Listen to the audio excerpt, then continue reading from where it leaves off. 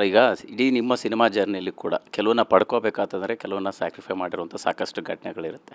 ನಿಮ್ಮ ಲೈಫಲ್ಲಿ ಸ್ಯಾಕ್ರಿಫೈಸ್ ಅಂತ ಬಂದರೆ ಏನು ನೆನಪಾಗುತ್ತೆ? ಏನು ಯಾವ ಘಟನೆಗಳು ನಿಮ್ಮನ್ನು ತುಂಬ ಕಾಡುತ್ತೆ? ಈ ಸಂದರ್ಭಕ್ಕಿಂತ ಪಡ್ಕೋಬೋದಿತ್ತು, ಇದನ್ನು ಬಿಟ್ಟೆ ತ್ಯಾಗ ಮಾಡಿದೆ ಅನ್ನೋವಂಥದ್ದು ಅಂತ ಬಂದರೆ ಸರ್?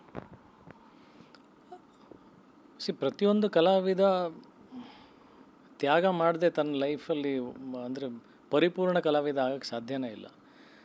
ಅಂದರೆ ಏನೇನೆಲ್ಲ ತ್ಯಾಗ ಮಾಡಿರಲ್ಲ ಹೇಳಿ, ಎಲ್ಲ ಥರದ್ದು ಆಯಾಮಗಳಲ್ಲಿ ಆಗಿರುತ್ತೆ.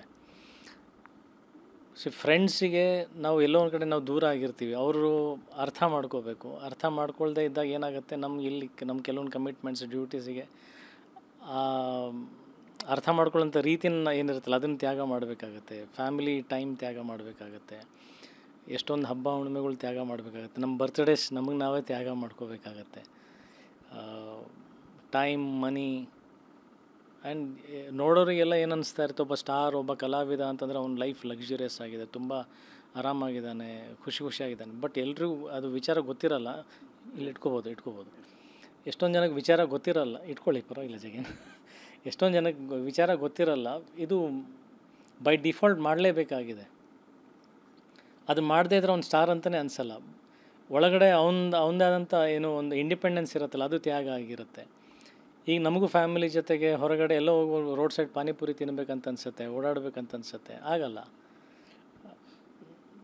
ಎಲ್ಲರೂ ಸಾಮಾನ್ಯ ಜನರು ಅವ್ರ ಕಥೆಗಳು ಮಾಡ್ತಿರ್ತೀವಿ, ಅವರಂತೆ ಬದುಕಬೇಕು ಅಂತ ನಮಗೂ ಅನಿಸ್ತಾ ಇರುತ್ತೆ, ಆಗ್ತಾರಲ್ಲ. So the whole process of life ಅದು ಒಂದು ಬ್ಯೂಟಿ. ಅದನ್ನು ಹೋಗ್ತಾ ಇದನ್ನು ಸವಿಯೋಕ್ಕೆ ಸ್ಟಾರ್ಟ್ ಮಾಡ್ತೀವಿ. ಈ ಸ್ಯಾಕ್ರಿಫೈಸಸ್ನೇ ಗೊತ್ತಿಲ್ಲದೆ ನಾವು ಎಂಜಾಯ್ ಮಾಡೋಕ್ಕೆ ಸ್ಟಾರ್ಟ್ ಮಾಡ್ತೀವಿ ಒಂದಿನ. ಯಾಕಂದರೆ ಇದು ನಮ್ಮದು ಅನ್ನೋಕ್ಕೆ ನಮ್ಮ ಸ್ವತ್ತು ಆಗ್ಬಿಡುತ್ತೆ, ನಮ್ಮ ಸ್ವಂತ ಆಸ್ತಿ ಆಗ್ಬಿಡುತ್ತೆ ಸ್ಯಾಕ್ರಿಫೈಸ್ ಅನ್ನೋದು. ಸೊ ಆವಾಗಲೇ ಇದೆಲ್ಲ ತ್ಯಾಗ ಏನೇನು ಮಾಡ್ಕೊಂಡಿರ್ತೀವಲ್ಲ, ಈ emotions that comes in front of camera. So 1, 2 ಅಂತ ಹೇಳೋಕ್ಕಾಗಲ್ಲ. ಅದು whole life is a sacrifice.